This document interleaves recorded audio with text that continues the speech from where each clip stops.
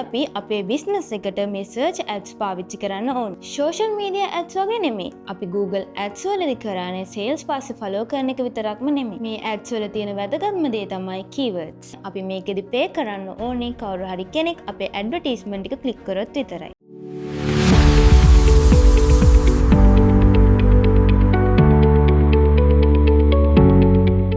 Hi guys! කලින් video එකකින් අපි කතා කරා Google Ads කැම්පේන් වර්ග 5 ගැන. අද අපි කතා කරන්නේ Google Ads වල තියෙන වටිනාම සහ රිසල්ට්ස් එක වැඩියෙන්ම ගන්න පුළුවන් Google Ads කැම්පේන් එකක් ගැන. ඒ තමයි Google Search Ads campaign. ඇයි අපි අපේ බිස්නස් එකට මේ search ads පාවිච්චි කරන්න ඕනේ?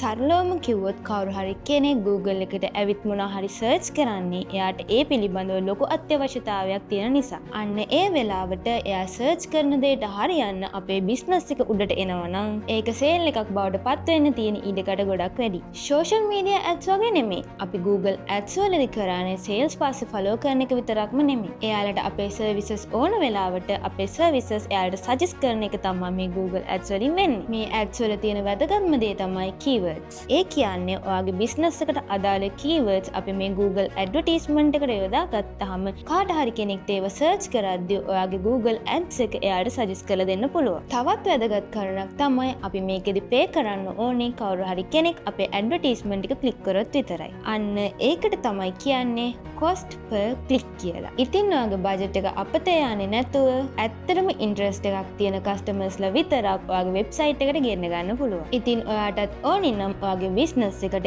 ඉක්මනින්ම quality leads ටිකක් හරි direct sales ටිකක් හරි හදාගන්න අනිවාර්යයෙන්ම Google search campaign එකකින් ඔයාගේ campaign එක start කරන්න. මේ වගේ useful videos තවදුරටත් නරඹන්න අපේ Ever Efficient YouTube channel එක subscribe කරන්න.